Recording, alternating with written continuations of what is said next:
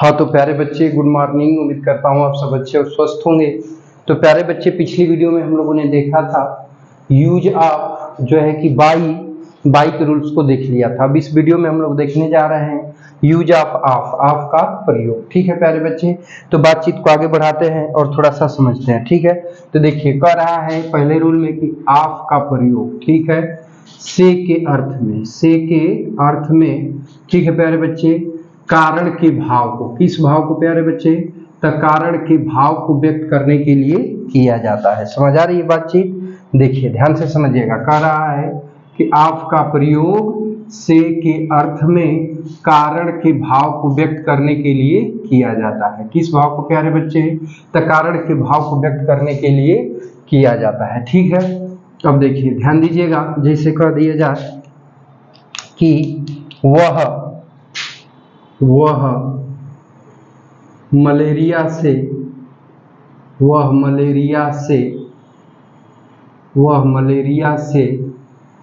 मर गई। ठीक है प्यारे बच्चे, वह मलेरिया से मर गई। ठीक है, तो देखिए अब यहाँ पर मरने का ये कह रहा है कि मलेरिया से मर गई, तो मरने का कारण क्या है? मलेरिया। अब इसके साथ ही से का अर्थ दे रहा है ना, तो अब यहाँ पर से की मीनिंग के लिए किसका प्रयोग किया जाएगा? तो ऑफ का प्रयोग किया जाएगा। तो अभी होगा कि सी डाइड, वह मर गई।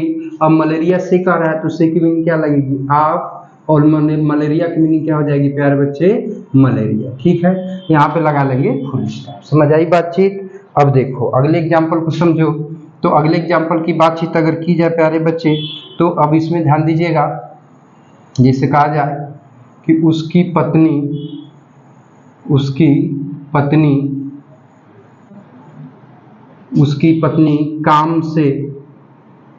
काम से उब गई का मतलब थक गई। ठीक है, अब देखो प्यारे बच्चे, तो कहा है कि उसकी पत्नी काम से उब गई। तो अब यहाँ देखिए, अब काम से उब गई तो अब से का अर्थ दे रहा है ना, और उबने का कारण क्या है प्यारे बच्चे? तो काम है। ठीक है, तो अब यहाँ से की मीनिंग के लिए किसका प्रयोग किया जाएगा? तो ऑफ का प्रयोग किया जाएगा। तो देखो जब बनाओगे तो बनेगा कि हिज वाइफ, ठीक है, हिज वाइफ वाज टायर्ड। ठीक है, उसकी पत्नी उब गई। अब किससे उब गई भाई? काम से। तो से की अंग्रेजी क्या लग जाएगा? ऑफ, और काम का क्या हो जाएगा? वर्क। ऑफ वर्क, बस यहाँ लगा लेंगे फुल स्टॉप। ठीक है, तो कहने का मतलब है कि से की अंग्रेजी के लिए कारण के भाव को व्यक्त करने के लिए किसका प्रयोग किया गया है? तो ऑफ का। ठीक है प्यारे बच्चे, तो ये तो हुआ पहला रूल, नोट कर लो। तो फिर बातचीत को आगे बढ़ाते हैं। ठीक है, तो देखो अब बातचीत आगे बढ़ाने की बात करोगे तो देखो प्यारे बच्चे, कह रहा है कि उसकी पत्नी मलेरिया से मर गई। ठीक है, तो प्यारे बच्चे यहाँ देखा जाए तो मौत के होने के पीछे भी कई अलग अलग कारण होते हैं। कोई व्यक्ति आत्महत्या से मरता है, तो कोई भूख से मर जाता है, तो कोई दुख से मर जाता है, तो कोई युद्ध के मैदान में मरता है। तो अलग अलग मौतें होती हैं, तो अलग अलग मौतों के पीछे अलग अलग प्रीपोजिशन भी लगाया जाता है। ठीक है, तो अब यहाँ से कुछ नोट्स बनेंगे। ठीक है, ध्यान दीजिएगा, यहाँ से कुछ नोट्स बनेंगे जिनको कि हम लोग क्या करेंगे प्यारे बच्चे? देखेंगे। ठीक है, ध्यान से समझिएगा, यहाँ से नोट्स चलेगा। ठीक है प्यारे बच्चे, रूल नहीं। देखिए जैसे कह रहा है, ध्यान दीजिएगा, यहाँ से नोट स्टार्ट हो जाता है। ठीक है, नोट से लिखेंगे हम लोग कि यदि किसी व्यक्ति की मृत्यु, ठीक है प्यारे बच्चे, भूख देखो, यदि किसी व्यक्ति की मृत्यु बीमारी, भूख,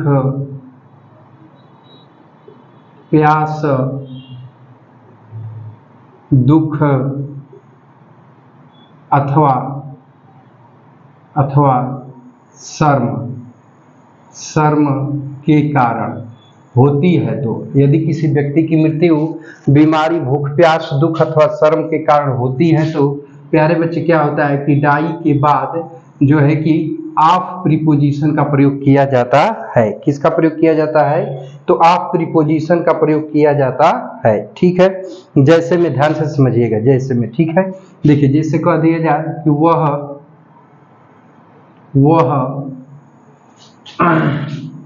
दुख से मर गया, वह दुख से मर गया। ठीक है, दुख से मर गया। तो अब यहाँ पर मर गया तो किससे मरा भाई? दुख से। तो मरने का कारण क्या था? दुख था। तो अब यहाँ से कि अंग्रेजी के लिए किसका प्रयोग किया जाएगा? तो ऑफ प्रीपोजिशन का प्रयोग किया जाएगा। ठीक है, तो देखिए अब इसको करोगे बाबू तो हो जाएगा कि ही डाइड, वह मर गया। ठीक है, अब किससे मरा है प्यारे बच्चे? दुख से। तो से की अंग्रेजी क्या लग जाएगी? ऑफ, और दुख की मीनिंग क्या हो जाएगी? ग्रीफ। तो ही डाइड ऑफ ग्रीफ, वह दुख से मर गया। समझ में आई बातचीत? तो इसको याद रखना। अब अगले रूल की तरफ चलते हैं प्यारे बच्चे। ठीक है,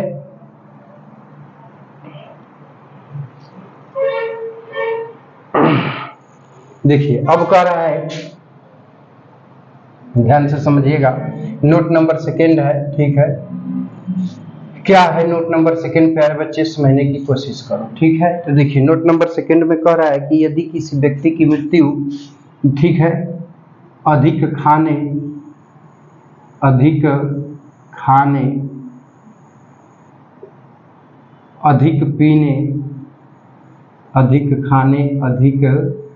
पीने, अधिक खाने अधिक पीने या भोजन में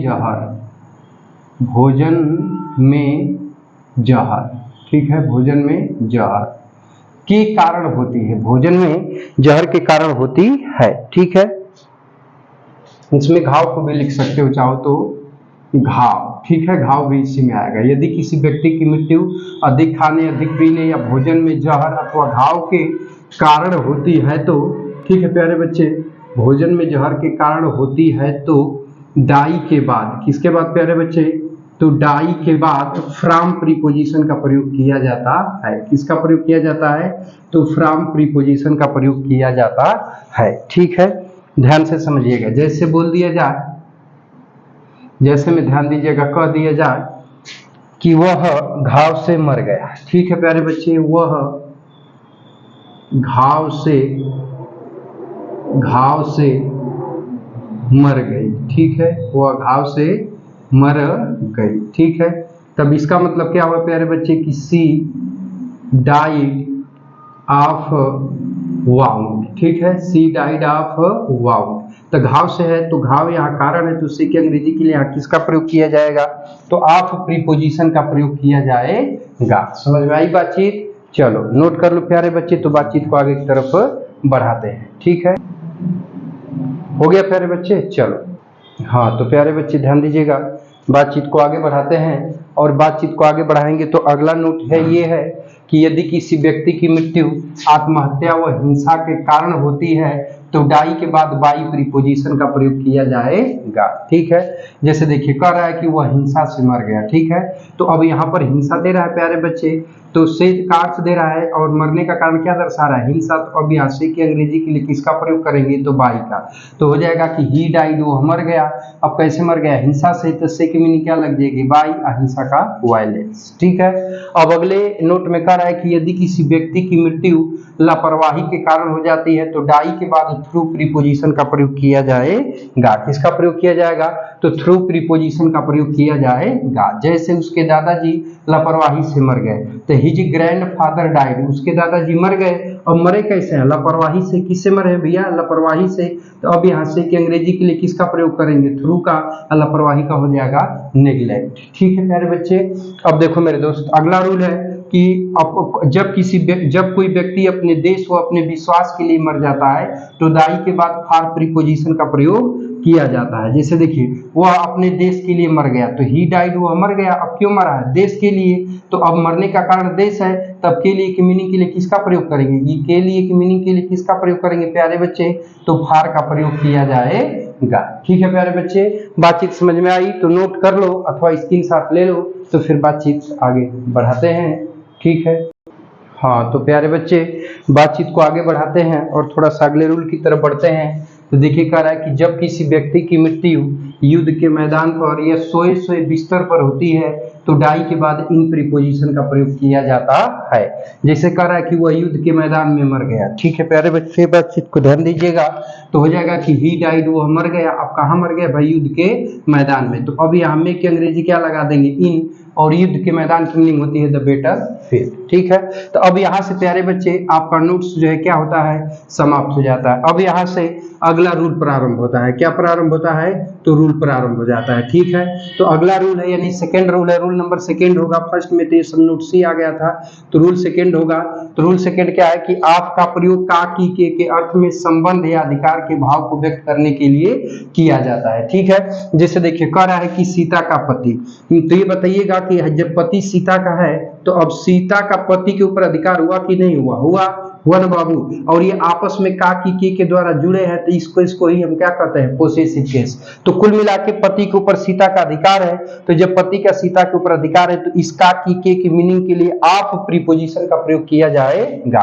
तो अब सीता की मीनिंग क्या हो जाएगी? सीता। ठीक है, देखिए अब भाई पहले पति की मीनिंग लिखेंगे, तो पति की मीनिंग क्या हो जाएगी? The husband. क्या हो जाएगी प्यारे बच्चे? The husband. ठीक है, अब भाई का की के अंग्रेजी के लिए क्या लगा लेंगे? आप। और सीता की मीनिंग क्या हो जाएगी?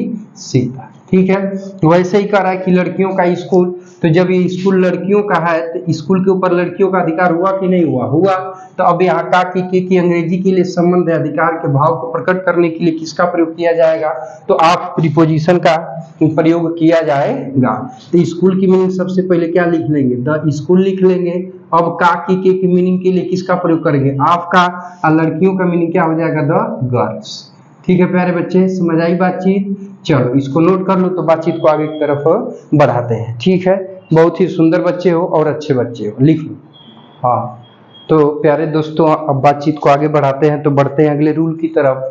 तो देखिए अगला रूल कह रहा है कि आप का प्रयोग में के अर्थ में भी किया जाता है। ठीक है, जैसे कह दे कि विनय को अपनी सफलता में विश्वास है, तो विनय इज कॉन्फिडेंट, विनय को विश्वास है। अब कहाँ है भाई? अपनी सफलता में। तो यहाँ अब में क्या अर्थ दे रहा है ना, तब यहाँ में कि अंग्रेजी के लिए किसका प्रयोग किया जाएगा? तो आप प्रीपोजिशन का प्रयोग किया जाएगा।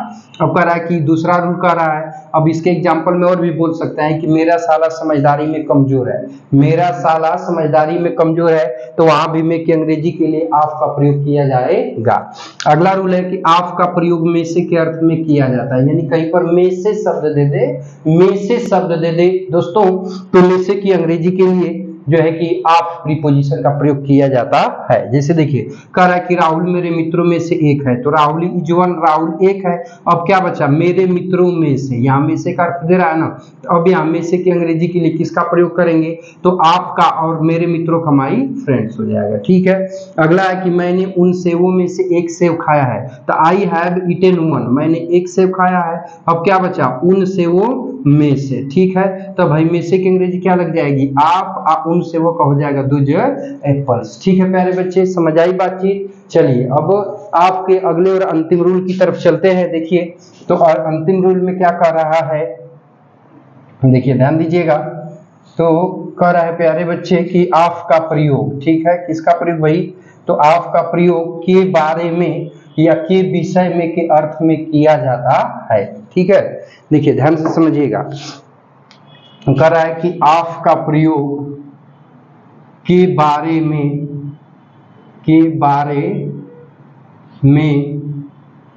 आब्लिक के विषय में,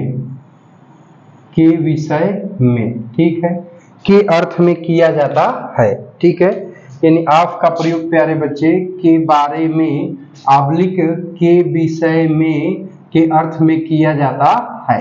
ठीक है, समझ आ रही बातचीत? देखो अब ध्यान से समझना, एग्जाम्पल से देख लेते हैं। ठीक है, तो देखो जिसे कह दे जाए तुम राहुल के बारे में जानते हो, जिसे कह दे कि तुम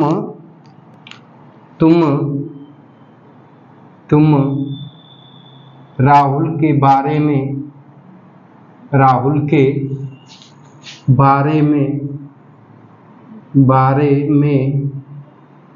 जानते हो। ठीक है, ध्यान दीजिएगा। देखिए तो अब यहाँ पर इसको बनाएंगे, तो देखिए कह रहा है कि तुम राहुल के बारे में जानते हो, तो देखिए हाई तुम की मीनिंग क्या लग जाएगी? यू। नो माने क्या होता है? जानना। करता यू प्लूरल है तो वर्ब अपने फर्स्ट फॉर्म में छोड़ देंगे। क्या बचा? राहुल के बारे में, तो हाई के बारे में की मीनिंग के लिए किसका प्रयोग करेंगे? आपका। और राहुल की मीनिंग क्या हो जाएगी? राहुल। ठीक है प्यारे बच्चे, तो इस प्रकार से कहीं पर के बारे में या के विषय में दिया है, तो के बारे में या के विषय में की मीनिंग के लिए किसका प्रयोग किया जाएगा? तो आप प्रीपोजिशन का प्रयोग किया जाएगा। चलो एक और बता देता हूं, देख लो। जैसे कहा जाए वह मेरे विषय में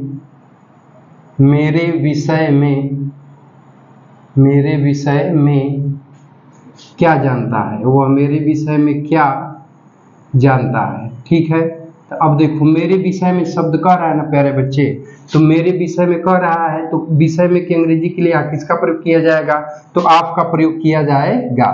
तो क्या की मीनिंग क्या हो जाएगी प्यारे बच्चे, तो व्हाट। ठीक है, और क्या हो जाएगा डज, अब वो की मीनिंग ही। ठीक है, और नो माने क्या होता है जानना। ठीक है, अब क्या बचा मेरे विषय में, तो के विषय में की मीनिंग क्या हो जाएगी आप, और मेरे की मीनिंग क्या हो जाएगी मी। बस यहाँ पे लगा लेंगे क्वेश्चन मार्क। समझ में आई प्यारे बच्चे बातचीत। तो कहने का तात्पर्य है कि के बारे में या के विषय में की मीनिंग के लिए किसका प्रयोग किया गया है, आपका। तो प्यारे बच्चे आपका यूज यहीं पर समाप्त हुआ। अब मिलते हैं नेक्स्ट वीडियो में, तब तक के लिए टेक केयर, बाय बाय। और प्यारे बच्चे वीडियो अच्छा लगा हो तो चाहो तो लाइक एंड शेयर कर सकते हो। और प्यारे बच्चे ये एपिसोड देखने के लिए आपका बहुत बहुत धन्यवाद।